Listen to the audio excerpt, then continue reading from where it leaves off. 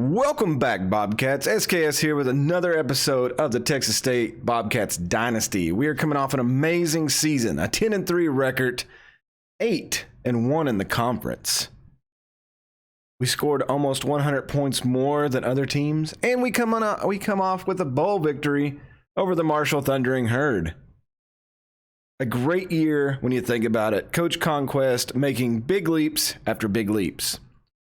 But we've come to that time again where it's the end of the season. It's time to hit the offseason. It's time to see what is on the horizon for the Bobcats with graduations, transfers, and we have a weak recruiting class this year. Last year, we had a top 10 squad coming in. This year, we've only signed 9 so far, and the offseason could be big. But we do have a very young team moving up right now, so having one off year may not be a big deal for now. But if we do it 2 years in a row, it could become an issue. But since we are to this point, let's advance the week. Let's see what all is going to happen. And let's celebrate. I just take a short moment to say I'm glad to be back. I'm sorry for the break, but the Bobcats are back. Got a living legend achievement. I'm not sure what that is. So I did some investigation and found out that the living legend is when your coach reaches a prestige of A+ in a dynasty. So Coach Conquest getting some achievements. This is not even a player. This is just him himself. Just want to take a look at the last top 25 poll of the season. Virginia Tech defeated Georgia Tech in the Battle of the Techs, and the Hokies are your national champions. There's Notre Dame, who we played earlier in the year. They come up just a little bit short. There's your, what we got? Tech, State, Dame, State, Tech, A&M, Cincinnati way up there. And as we go on down, you can see that there's some other teams who have really... Army finished 21st in the country. They did beat us in that ugly, ugly game in the middle of the year. That's going to... You know, there was some talk that maybe Texas State was going to leave the league. I think we need to stay one more time just to see if Army is going to come back and take it away from us. That blows my mind. So we did not make the top 25 in the coaches poll. It's like the media is about the same all the way down. Let's see if they're as high on Army. Oh, we finished 24th according to the media. So they bumped us ahead of Army. The media did. Oh, that's crazy. And I just jumped back over here to the top 25, and I just wanted to see that we were 26th. We were knocking on the door, but we did not get in on the coaches poll. They had 282 points. We had 255. We were on the brink of greatness. But I am shocked of this Army. Who did Army beat to move up? Oh, well, they played Ohio. Oh, so they played the Bobcats. They took our Bobcat versus Bobcat game away, and they beat the Bobcats, who were 12-2. Holy crap, no wonder they got a bump. Just want to look at our coach skill tree right now. We got head coach Brent Conquest. He's level 17. We got Jesse Broussard, who's been with us. This was his second season. Our defense did improve. He's level 8. And then the new guy that we got last year, Steven Johnson. I'm just showing these to you all here. Because we may lose both of our offensive coordinator and defensive coordinator because usually we get poached at this level for the bigger jobs, and both of them did a tremendous job this year, so we'll see. On a list of All-Americans, the only person that made the team, which surprised me, was our left end, Paul Franklin, the senior. So... usually we have a number more players on there, but Franklin's the only one. You can see his stats there. 26 tackles for a loss, 18 sacks in his career, and he's got a defensive touchdown from this last season. So good job for him. Proud of him. But we're going to be losing him, so that's an All-American that won't be putting a jersey back on for Texas State. Here is your All-Sun Belt team. I'm just going to go through here because we've got quite a few names on the list. Steve Humphrey, glad to see that. He's a senior. It's going to be sad to watch him go. JD Carter, our transfer. He's always going to be the transfer because he was our first. As you can see, we wind up Cortez Wilson and Cannery on there for special teams. Second team, Cardale Jones, the senior. He's going to be stepping out. A couple other guys. Burnett, as a freshman, is on the second team. So, again, some of that use I was talking about. Randy Booth, as a sophomore, showing up. One of the things I will note while we're looking at this screen is normally our turnover ratio is negative, where we'll give the ball up a lot more. This year, for the first time, I know it's only season 3, we broke even. We had as many giveaways as takeaways. There you can see the ladder that Coach Conquest has been climbing. He took over a 4-8 program and instantly went to the winning category in 2013. He was 9-4 last year with a GoDaddy.combo. This year, he's 10-3, the Sun Belt title, and a New Orleans Bowl victory. What will happen? He's got 5 years left on his contract, plenty of time to really go for it. And as you notice up there in the top right, his prestige, A+. Just looking at the coaching carousel, it looks like there's a job opening at Penn State and at Auburn. Contract expired. The candidate is Thomas McCollum. That's funny. And Dwight Russell was failed at Penn State. We beat them early in the season in a close one. The head coach of Kentucky is a candidate for that, and Cincinnati. Wow, that's actually pretty cool. Well, it looks like we did have a coaching change. We got an extension for Steven Johnson, the offensive coordinator. So kind of proud about him. What's his contract? I didn't know you could look at their contract. Oh no, it's safe. So he was given a 5-year extension. So he's right there with Coach Conquest on that. That's pretty neat. Let's see, any big shakeups? Army has a new offensive coordinator. BYU has hired they extended their head coach. Georgia State has hired a new coach, Jay Bailey. Not sure where he come from. New Mexico State has extended their coach. And Troy has hired a new coach as theirs. The guy who gave us so much grief retired. So we finally beat him, and he retires. Oh, Lafayette got a new coach as well. All right, let's see which players are leaving. All right, it looks like that nobody is leaving to transfer. Everybody is graduating, which is good, but it's also sad.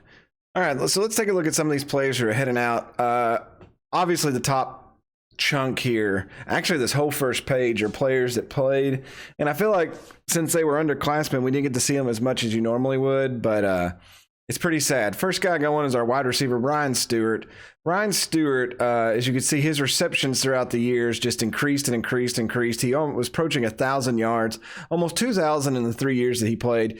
His yards per reception was the highest last year when we had to go to him a lot. And I felt like he just didn't get open or get out there certain times this year. I felt like other wide receivers had to get injured for him to go there. But even with that said, he still had 7 touchdowns this year, and his longest reception was 64 yards. So the dude averaged, 52 yards a game. We're not really a big, super powerhouse passing team. But his yards after catch was amazing the last 2 years when he really got in there. So I'm going to hate to see him go. That's pretty sad. And look at the improvement of drop passes. 9 to 6 to 3. I mean, you can't ask for anything better than that. This one hurts the most. Stephen Humphrey has been a staple of our team every season that we've watched and played here. Even though it says 86. And I will say, I think that his senior year was one of his...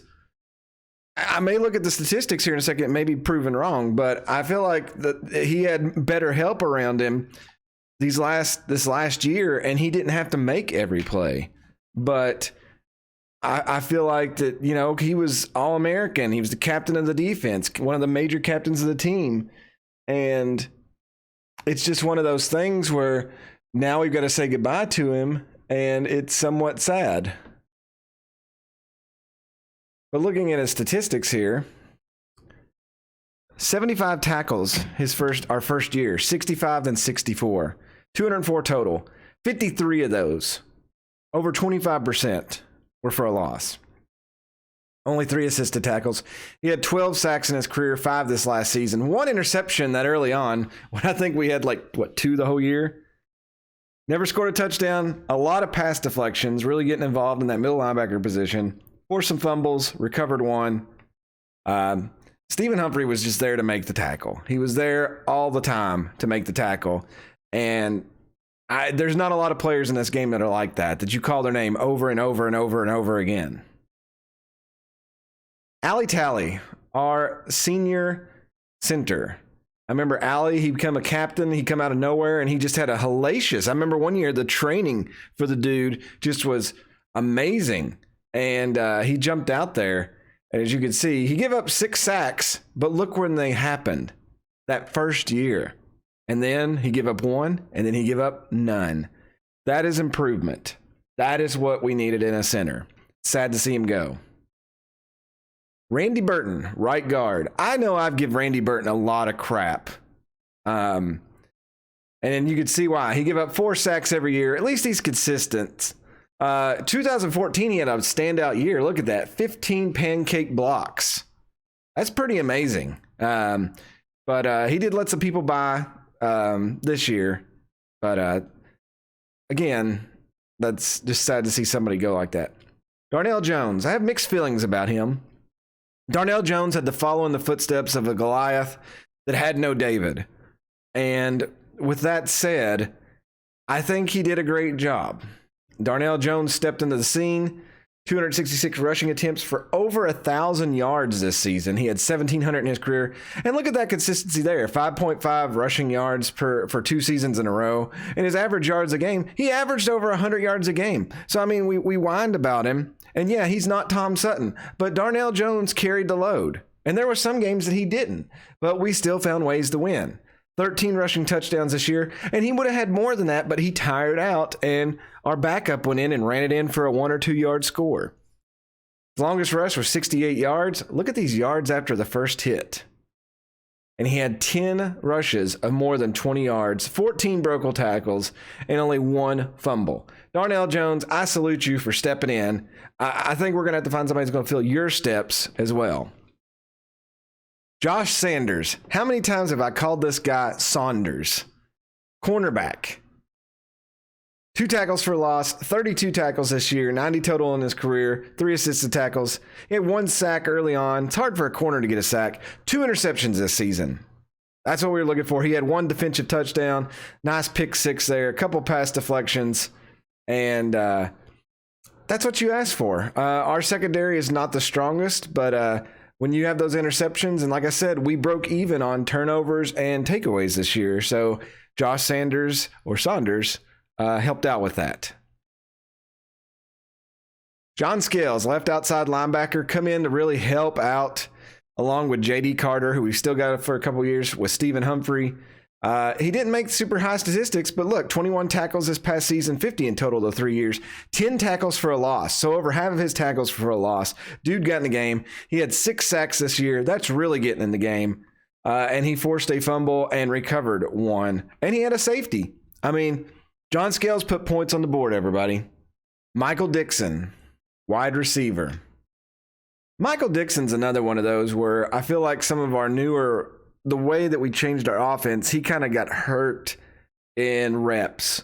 As you can see here, he had 11 reps this year, but he had 33 last year, so he did go down. But even with a third less repetitions, passes toward him, he still picked up 200 yards, averaged 18 yards a catch, had a touchdown, just 3 in his career. He was always going to be that slot receiver or the last guy out there if we were running 4 wide. But he still, again, he put some points on the board, and he got us some yardage when we needed it. Only 2 drop passes this past season, so he was very reliable to go to. He was a little short for a receiver at 5'11", 162, but Dixon was always out there playing with his heart. All-American Paul Franklin. It's always sad to see somebody go, especially this guy. 36 tackles, 57 total, 15 of those for a loss. He had 10 sacks this year. That's a lot. 1 defensive touchdown, and he forced that fumble last year. He had 2 fumble recoveries this year, which that always helps when those big nasties get their hands on the ball. So Paul Franklin, for only playing 2 seasons and ended up as a second-team All-American, the kid really grew up. I mean, that is, if you look at his stats, he's only overall 76, but somehow he played through the moon and ended up as an All-American. That's all you can ask for somebody. He is graduating with a seal of approval from Coach Conquest, myself, and hopefully those of you out there watching. Brandon Joseph, free safety, 12 tackles this year, no sacks, no interceptions. He had very limited playing time because we did bring in some heavy hitters for sprucing up our secondary. So he was toward the bottom of the tier. But he is going to graduate. He's always going to be a Bobcat, and we thank him for his time here. Brent Jacobs, he's another one. Got in 6 tackles, very limited playing time. But again, once a Bobcat, always a Bobcat. Mike Williams, another safety again, 1 tackle. These are guys that were just on there, and we couldn't really move them to another position. They got in. I called their name a couple times, but these last 3, these secondary, there's some younger players coming in to replace them. But these guys are all, I guess this is kind of weird. If you look, Hacienda Heights, California, Roanoke Rapids, North Carolina, and Florence Graham, California. So these 3 guys aren't even from Texas. They didn't have very much playing time, but we're still going to be losing some bodies if we have injuries and stuff. And like I said, with us only recruiting 9 players, and we've got, 3, 6, 9, 12 people graduating, hopefully we could pick up a few more to replace these. On the draft results, nobody from Texas State was drafted, which is really sad. Let's see if anybody wants to transfer here. Nobody wants to come play for us. That saddens my heart just a little bit. Let's advance to the next stage again, to recruiting, and our last-ditch effort to pick up some of these players we need. All right, so here's our recruiting board, and we got to really think meticulously. We've got free safety, middle linebacker, outside linebacker, a punter, 2 punters actually to choose from. I thought I could turn one into a kicker because Cortez Wilson has a weak leg. Free safety, defensive tackle, and tight end, which we really needed a tight end. If we look at the needs of the team,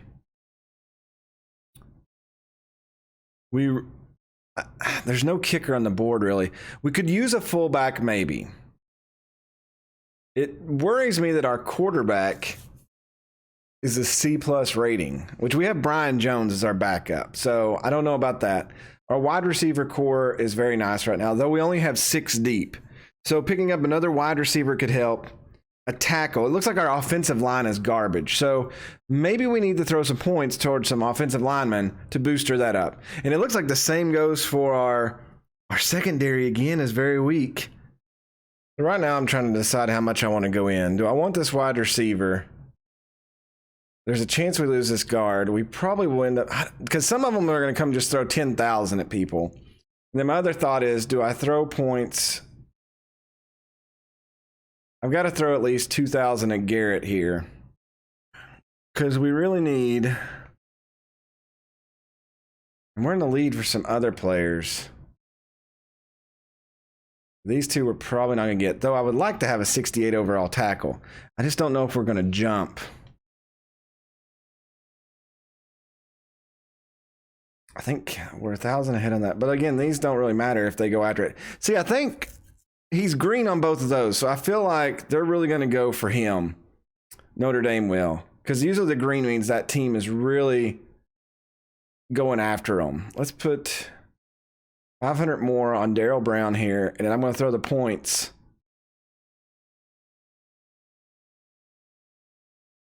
See, I don't even think even if we put a lot of points there, we could make him pop. This middle linebacker is kind of low.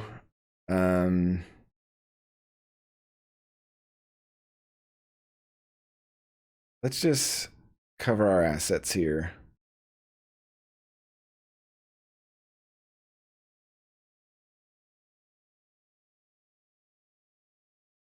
I want to spend a lot of, probably not. The 68, do I want the tackle?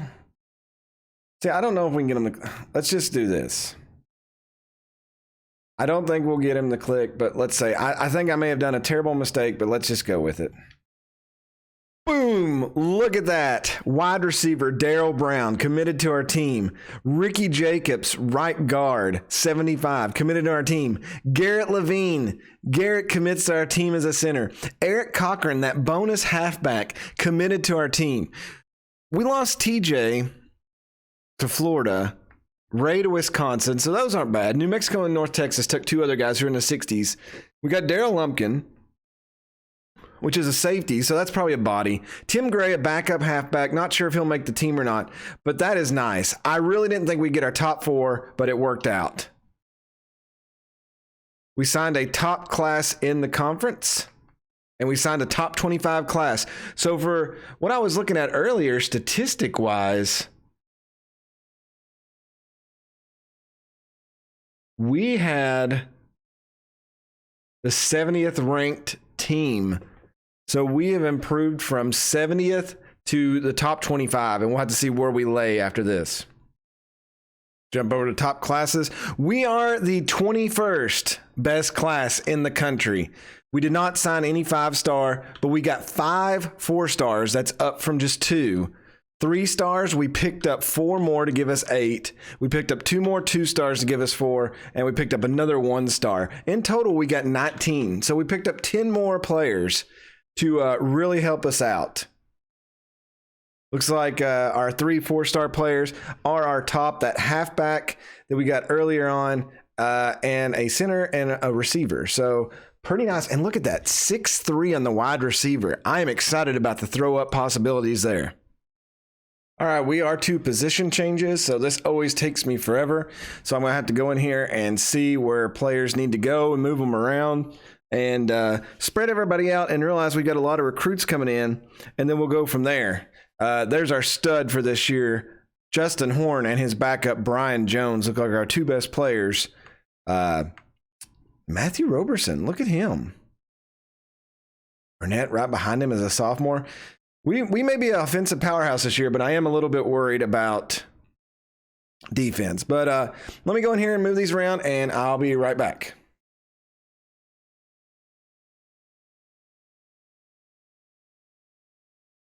All right, we made it to the training results. Let's check this out and see what has happened. Drum roll, please. Holy crap. Justin Horne +4. Oh, my God. Look at his backup. Brian Jones +6. Quarterback's doing work. John McCoy +6 as the running back. This is what I'm talking about. Burnett putting some work in. Roberson, look at that competition. Holy crap. Darren Thomas, the freshman +6. JD Carter jumping up. We may have somebody drafted to the pros this year or next. We've got some solid players here. Jermaine Hughes putting some weights in. Randy Booth. There's Ronnie Edwards, another +6. Brad Graves, the backup to the backup +6. Ryan Green. Holy crap. So a lot of people put in work. I wonder what the... I guess +6. We got 3 people with +6, 4, 5, 6. 6 people with +6. Oh my Lord. Some of the centers. Norton. Now this is what I was talking about. This may change a lot of things, but look at all these players with +6. An amazing training. Let's go through the positions here and see if anything changes. So Justin Horne, if he has an amazing season, he could freaking be a draft pick. I think that is something. I'll scroll through here so you can all see his ratings. He's up to a throwing accuracy of 94 +5. That is baller. And his backup throwing accuracy and his throwing power 95, 93. We're stacked on quarterbacks. So nothing's going to change there. It's going to be Justin Horne, and it's going to be Brian Jones.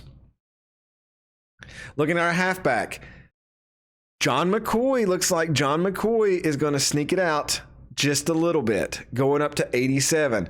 But Darren Thomas, we might have to run some dual halfback running to get them in there. And if anything happens, Brad Graves, he's ready to step in and ready to go. Taking a look at fullback, Dylan Lee putting some work in. He's up into the 70s now, so that's probably a good move there. And both Browns, Curtis and Cortez, moving up. But Cortez Brown still a little bit low. Wide receiver position, this is what I'm talking about. So Burnett, Roberson, Cannery, and Denman all moving up. But still, that Darryl Brown guy, that the recruit coming in, he is an 80 overall, so he would still be the third best wide receiver.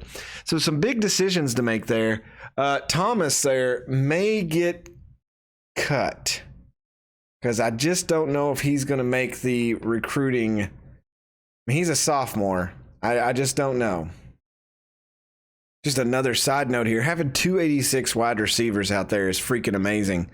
Brad Cannery, 95 speed. Denman up to 96. What's their oh my God, his acceleration now is 97. Cannery is definitely going to be dangerous on the run turns this year. Looking at tight ends, Wade Lane putting in some work, 73 overall. And Johnny Walker, +6. Look at that. I was talking trash about him, and look what happened. 73 with the +6. And so Dylan Lee didn't do any work. So we're going to have 3 tight ends. No, I moved Dylan Lee over to fullback. Excuse me. It's the recruit I'm thinking about. The recruit was Taylor Shaw, and he was a 70. So he's going to be able to learn behind these 2 guys, these senior and sophomore, and have some pretty legitimate work ethic. I do like the concept that we've took Johnny Walker and we built him up to a really good tight end when he started as a joke, an alcoholic joke. Left tackle, Sean Perkins, moving up in the world. That's going to be great, having an 86 protection on the blind side of Horne. And if something happens, Michael Fitzpatrick ready to step in there. Same thing on the other blind side. We got a 77, Joe Jones, and then Corey Horne, the senior, putting in some work and ready to go. So hopefully the blind side of Horne is protected well this year, and we don't let a lot of sacks come through. Checking up the guys in the middle, Bobby Norton, 77 overall. So our blind side and right directly in front of the quarterback, we've got a 86, 77, and a 77. That's pretty studly. That is something I'm going to be very excited about. And then we got Garrett Levine, who we're going to redshirt, who's 68. So the future looks bright on some of our linemen, and hopefully we can protect our quarterback this year and hopefully years to come. Looking at our right guard, Kyle Brown, 68. He is the backup. So we're going to have that dynamic where we're going to have a recruit coming in, and Ricky Jacobs, who's 74, will be backed up by Kyle Brown here. And on the front side, we got Zach Jackson putting in work, another 77. So our lowest lineman is going to be 74 offensively. That is not too shabby. Cliff Hines, jumping up there into the 70s. That's well done by him. And the coach's son moving up from 68 or 63 to 68. It's good to see that he's not just being an oxygen sucker right now. Jumping over to the defensive side of the ball, we've got Darius Fields here going up to 78. Look at his backup, Frank Rakin. See, this is what I was talking about. 78 and 77. 2 studs who are kind of stuck right there behind each other. I guess it really depends on if he gets tired or not, how much time. I don't want a player to get mad because they're not playing and they're like a stud and they should be out there, but I hope we don't have that issue with Rankin. But we'll have to see how the right side of the ball looks to see where we need to put somebody. But there we go. We got Hollis, and Hollis, the senior, is up to 78. Dawson is back up 75. We've got some really good players here. And Galloway doing some gains, 66 to 72. I'm amazed at how many players went up 6 this time around. Looking at our defensive tackles, Jermaine Hughes jumping up to 84. That is nice. That is going to scare offensive lines. Their souls will be sucked out. And if they get by him, they've got Ronnie Edwards, whose name we call all the time. Ronnie Edwards moving up into the 80s, and that's amazing. And then Sean Young, the junior, moving up to 77. And then we've got that Jeff Mills guy who we will keep on the roster. He's a freshman, and he's at 74. So defensive line looking hardy. Left outside the linebacker, Joey Richard, the backup, moving up to 68. Not too shabby there. He'll have Anthony White playing in front of him. Middle linebacker, TJ Manning, 69. Nice. Now, is that something that's really going to help us out that much? I don't know. Nick Scott making the move up to 48. I was actually going to keep him on the team if he made it into the 50s. but with him being there, I don't know if I want to keep him now. I'm going to strike through his name at this moment because I just don't think we have room for him. I mean, he's a body, but I just don't know. JD Carter, 85 overall. That is nice. He's going to be all over the place. Caleb Evans moving up to 74 there. Team starting to look a little studly. I like it. If we underachieved this year, it is solely the coaches' fault and my fault. But let's not talk about that too much. Looking at our cornerbacks, it's always interesting. Brandon Fritz jumping into the 80s. 81 overall for him. Jason Greco, 80. So 2 corners in the 80s. And then their backups. Morris, remember I said this was a big deal. He jumps up to 73. So that's a +6. I just need to talk trash about all these players. Taylor, moving up into the 70s. A youthful Taylor at that as a freshman.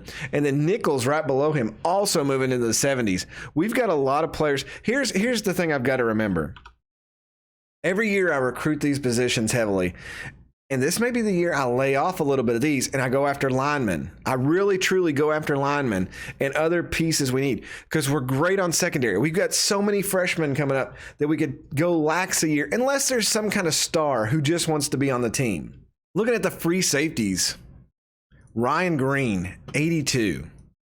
Now, what I hope comes with these, and we go through these, I'm going to go back a little bit and double check. Phil Harris jumping up at 72, not too shabby for a backup, or we have to bring him in on a special play.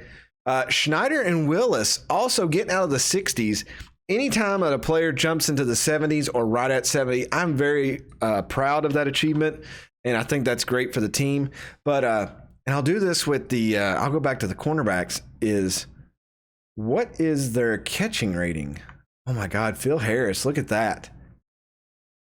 70. So I don't know of interceptions, but the young guys, 72 and 74, we got some young guys who can catch. That might be a good start, but there's a reason these guys don't play wide receivers. Let me go back and check my corners and see what Fritz and them have done for their catching. Fritz, 74. That's why he had a few. We got some better catchers at the safety position, it looks like, than we do on this. Let's check at the strong safety or speed safety. Randy Booth. Randy Booth has put in work over the years. He was probably one of our first big recruits that I didn't know how would intermingle, and we've called his name time after time after time again. And that's always like super nice to have that.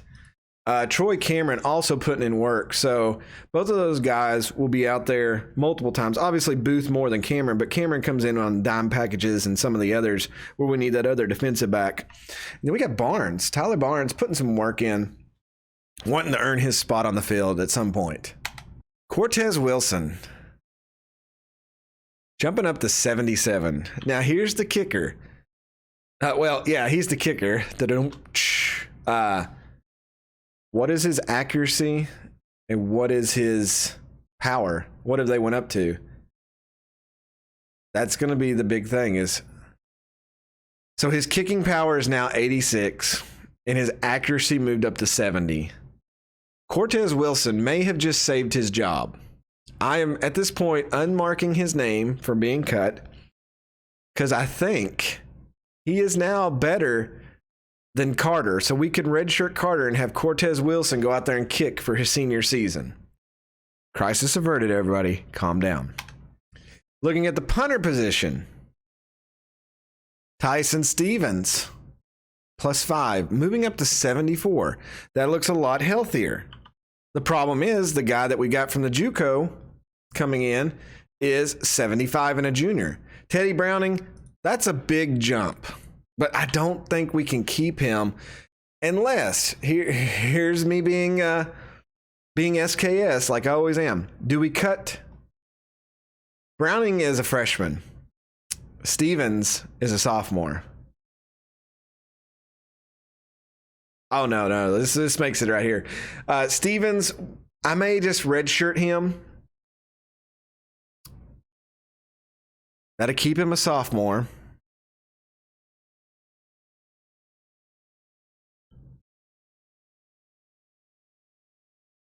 And then Wilson,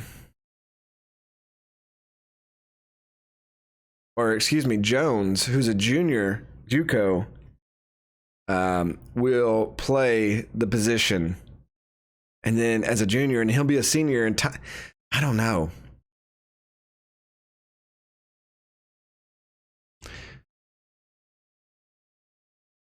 They're both pretty bad. One of them, I think, has got to get cut. I don't know who. Do we keep Teddy Browning, who's the youth, or no? I'm going to keep Tyson Stevens. We'll probably cut Browning and go from there. So that's the team. All right, so let's move on to the next step. I'm sure it's going to be cut players, so this ought to be interesting. All right, we're at the part where I'm going to redshirt some players and set up the custom schedule. Let's set the depth chart.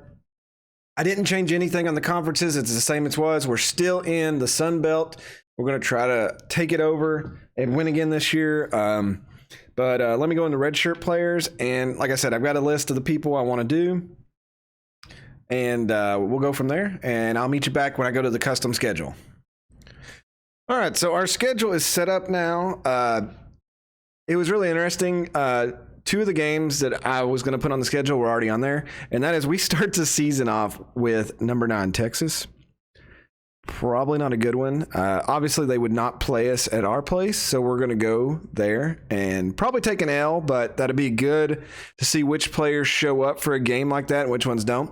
And then we get 2 home games against in-state rivals, or what's going to be rivals, of Texas Tech. And then we have Houston at home. Houston. Then we got an open week. We start our conference schedule. We got BYU and Army at home. That Army game is going to be a big one as they finished the season ranked last year. We travel to South Alabama, New Mexico State at home. We go to Georgia, Troy, Louisiana Lafayette, and Louisiana Monroe. 4-game away streak, and then we come back and end the season at home against Arkansas State. All right, so I've set up the depth chart for this season. I thought I'd go through here and let you all just check this out. I'll scroll through. We've already talked about who the starters are going to be, but you can flash through here and see who's in the order of the depth chart. I noticed this was interesting. We've got Johnny Walker as the 1 slot on the tight end. I didn't think that would be a possibility, but they'll both be out there blocking. And we can always interchange and put Wade Lane in if Johnny Walker drops the ball. But he had such an amazing training season. We'll see what happens.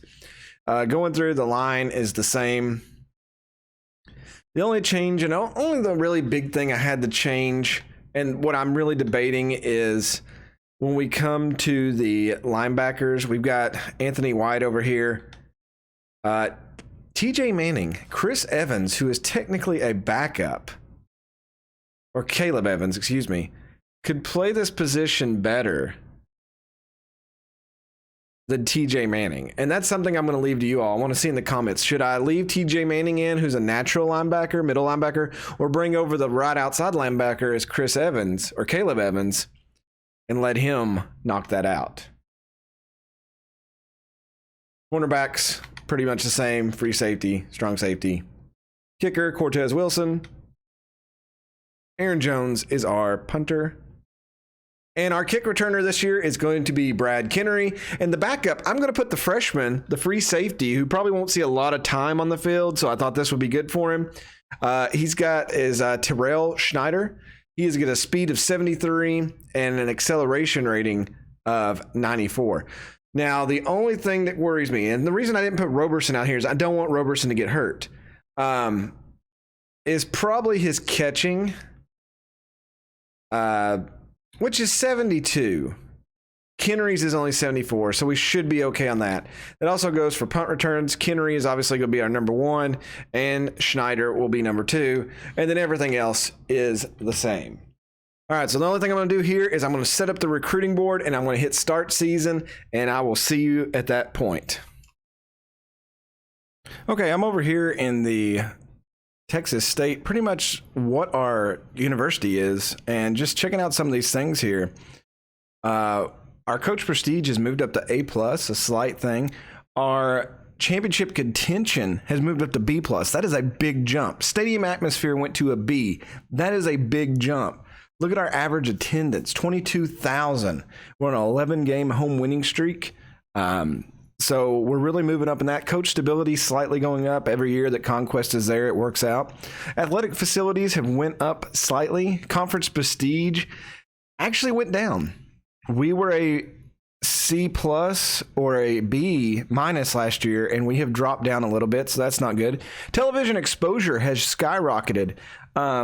I don't know if that's just because everybody gets a C minus right now, but hopefully with some of those big games up front, we'll get on TV. Academic prestige has stayed the same. Program tradition went up slightly, so slowly. Those conference championships will help that. Pro potential went up, and campus lifestyle went up just a tad bit. So we're going in the right direction. Let's take a look at our team needs of what we have going on right now. Offensively, we're in pretty good shape.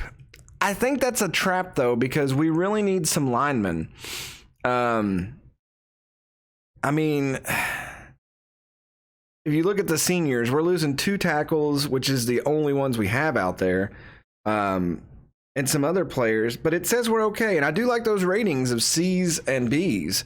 But when you jump over to defense, we definitely need defensive tackles. I've got that on my list of things to recruit. Cornerbacks, I did not have that on my list, but it's saying we need more. So I'm going to go ahead and get a couple more. I've also got my major needs of being a left end and a right end, my defensive ends. And then a middle linebacker. As you can see there, it's D+. We need to really fix that. So that's when we go on the recruiting board. So honestly, just to recap, linemen, left tackles or tackles, guards, and then left end or ends on defense, and then some secondary, and then we'll go from there. But yeah, we're going after a lot of linemen this year, pretty much. Everything else is pretty built, ready, stacked to go. We just need blockers for all of our key fancy positions. So I'll set up a recruiting board, and we'll go from there. Oof. I feel like I'm just cursed. Like, I watch people online, and they always get all these freaking gems, and then here's me. So I put 28 on the board. I'll reorder them once the season starts. But, oh, you can't do anything like that. Just scouting only. You can look at the top schools and see where we're at in the running for some of these. So we're on the list. That's what matters. I might have to go through a search for some better linemen and just see what we have. I'll get rid of those bust. And then when I figure out what we really need to do, we'll go from there. But anything that's like it's a bust, I'm probably going to drop it off the board, though we may just need to have bodies. I mean, 78, 71, and I don't know. I mean, unless it's just a really, really big, which we had, 3 bust? That defensive tackle dropped big time. That was kind of rough. I think I'll leave the list the way it is now, and then we'll go ahead and start the season and then go from there. But we're out of points, so we can't really do anything. And that takes us through our redshirted players. I've set the depth chart. We've got our schedule. Let me make sure the schedule stayed the same. Texas, yeah, so we're taking on the 3 Texas teams, and then we go into conference play. Go ahead and start the season. I love the fact that we found it's like, oh, you got a preseason All-American, oh, a preseason All-Conference, and it's like, boom, you found 4 bust. Congratulations. All right, here we are. Oh, and look what it starts us out with. The producer. McCoy's running is crucial to Texas State's success this season. That is pretty crazy. We kept our coaches. What's our conference outlook? What do they got us finishing this year? 2nd behind BYU. BYU is 88 overall, 86, and 88. We are 84 overall, 90 offense, but our defense is 82nd or 82. Wow, but they got us ahead of Army, who's in the 70s. So we've definitely increased the team offensively. We're a 4-star prestige school, and the top 3 teams in our conference are that. So that's very interesting. Let's make sure that our schedule stayed the same. It did. We've got 1 ranked team on it. We had a C- schedule, I believe, but that's mostly due to our conference. We've got a week off, then we play 3 straight, another week off. I think we might have 2 weeks off, and then we start the conference play. So that is interesting. That is where we're at.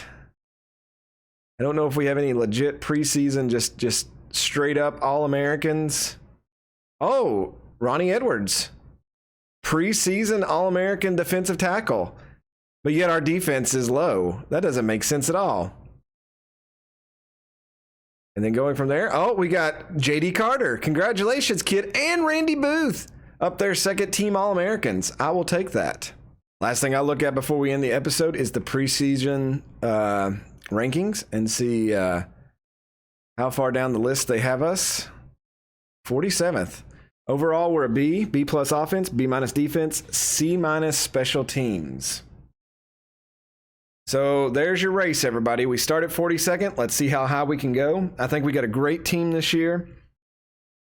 I think with Horne being where he's at, I think we're going to be in good shape. And yeah, here it has us ranked 47th. So for some reason in 2018, they have us in the top 10. I don't know why, but we'll see. But that's where I'm going to end the episode. I hope you enjoyed this. I hope you're excited about Season 4 of the Texas State Bobcats Dynasty.